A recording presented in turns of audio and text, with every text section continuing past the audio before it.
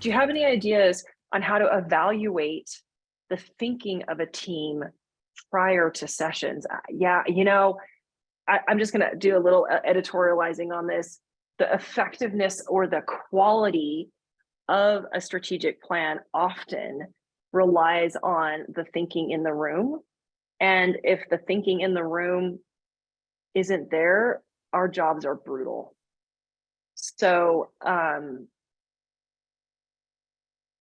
yeah, Tap, you're asking how many people on the team. This question came in, it didn't have a name associated with it, so I'm not exactly sure. So we'll just assume let's assume it's the executive team for all intents and purposes right now. So Jeff, and if anybody has any thoughts on this too, I'd love to see some hand raises. I know we're getting close to time, but let's take this question. Jeff, your thoughts on how do you evaluate the quality of thinking? There is the gaining the insights, and it's the evaluation of the quality of the insights. So the methods of gaining insights: do a buzz session, quickly, before a session with the participants, perhaps do a quick survey, maybe ask 3 or 4 questions, even as simply as via email. Ask the same questions of the participants prior to the sessions. You can ask, even a fix, accomplish, or avoid type of question. The thing is you will find areas of consensus, and then you'll find areas that are outliers, but it gives you ammunition and a foundation to begin with. I think the evaluation of the thinking of the team is really inherent in the quality of the questions asked. So be very thoughtful in what am I asking, why am I asking it, and how is it going to feed in and fuel the process of the session and the outcome of the session itself.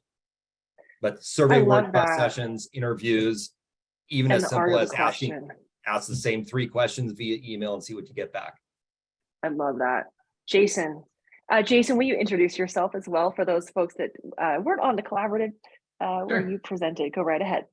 Yeah, Jason Halleck. I'm the SVP of Operations and Community Engagement for Experience Kissimmee, which is the destination marketing organization for Osceola County, Florida. So destination marketing organization or convention visitor bureau. We promote tourism to the destination. And I saw this and I'm like, I don't know how we evaluate thinking, but I think we try to create an environment that promotes creative thinking. So food, exercises to help with brainstorming, that kind of thing, to kind of get the juices flowing, because I think inherently we're all, as people, capable of creative thinking, and it's just a matter of unlocking that for different personalities. So being in tune with the team that's going to be in the session, knowing what's going to help unlock that creative thinking and making that available in your session environment, or providing even thought starters. Sometimes we have luck with that leading into a session. It's time for I love that. And how we actually translate this into a virtual environment has been the challenge with COVID, right? Honestly. Chante, go right ahead. Okay. I think this goes without saying, but maybe we want to make sure we have the right stakeholders in the room to begin with, and we're not just inviting anyone to this, to this space. Yeah, so that's a really important thing too. And maybe I'll just add my own perspective on this as well, is there's the balance between being inclusive and making sure that everybody feels that they're part of this work, because that is hugely important. And then also, quite frankly, not having too many people in the room so you can do the heavy decision making. And those of us that have been doing this for a long time have probably made the mistake of too many people, not enough people, all that stuff. And so that's a really nice fine point, Chante, for just, again, let's agree that we're going to state the obvious, even though it might not be obvious to all of us, or it might be obvious to some of us, but might not be obvious to all of us. So let's say those things like, absolutely, if you've got, more than 12 people in the room, you're going to have a hard time making strategic decisions. It's just going to happen, right? There's the rule of 12.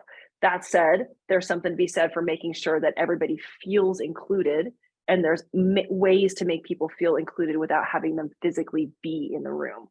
And so I think that that's just a really important call out. So, and Jim, I bet you got something to say to that. So go right ahead. My comment really is as much a question as it is a solution, but I taught a class on entrepreneurship for high school students, and they were getting college credit. And I had to learn a lot about startups. And one of the things that we did, all the students had to put together a lean canvas, which is a business plan for a startup. And in that, the idea, there's some themes that kind of came to the top on most of the students is don't fall in love with your solution, fall in love with the problem. So stay focused on the problem. And then one of the key things that we did were I had the students do empathy interviews. And I would not call myself an expert. I don't know if anyone's ever used empathy interviews, but that was kind of to get into understanding the problem that a consumer might have or a potential client for that startup. And then the other, I guess, part of it was creating a minimum viable product, something that is, inexpensive to create. Like, how would, if you have a strategic plan, my question would be, if you have a strategic plan, is there something you can create a minimum viable product for and get it out and have it tested by people just to give feedback? It doesn't have to be perfect, doesn't have to look exactly like it's going to look in the end, but so you have something to improve that plan with. Does any of that, like, has anyone used any of that? I've never done that. Those are like two separate things: strategic planning for an existing organization and then using the startup. And I just helped a company do some work on it's a large existing 18 different sites around the Midwest. But they wanted to look at a new product, and I helped them work through a process as the guide on the side. And they worked it through, doing this minimum viable product, improving it, getting out and get it tested by customers, and then bringing the changes back. And we kept making changes. Does any of that fit here? You know what? I think what's really awesome about that, and let's just put a fine point on it. There is an amazing HBR article about like MVPs for strategy, so that we're actually testing and not feeling like we have to create Rome, so to speak, in our planning processes. And I think, keying off of Agile, using all of the best practices that are really intrinsic in the pace of business that we're all living in, those are absolutely best practices that we should take on board as strategic planning experts. So, and that's a little bit too esoteric to apply, but maybe we can dig into that a bit more. But I think that's a really nice thing to think about, which is, can we, strategy is a hypothesis.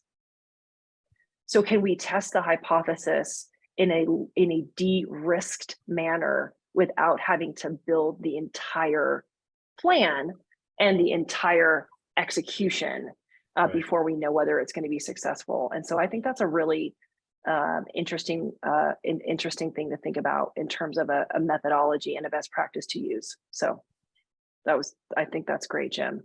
Erica, and maybe that's something we can dig into more in another collaborative, which is how do we actually do that? Because that's something that we're all about. It's like, okay, how do you do that?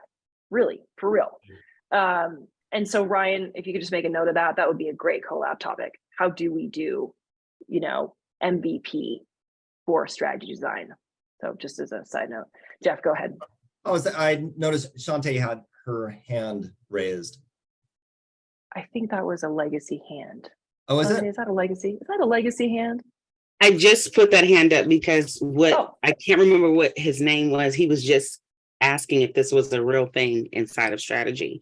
It's what he's doing really reminds me of design thinking, and turning that inside to the team, I think would be bring exponential value, because we want to know what people are thinking. I mean, even the whole team is a customer to this concept of creating a strategy in a way that we want to create the strategy according to our stakeholders, right? Because we want to get everybody on board. So I just feel like that would be an excellent way to do it. I'm actually studying on how to do design thinking for service-oriented businesses versus product-based businesses. So I think some of the concepts are really important. I think they can absolutely go hand in hand with creating strategic plans or strategies, whole strategy sessions. So I think he's on point with that. That's awesome.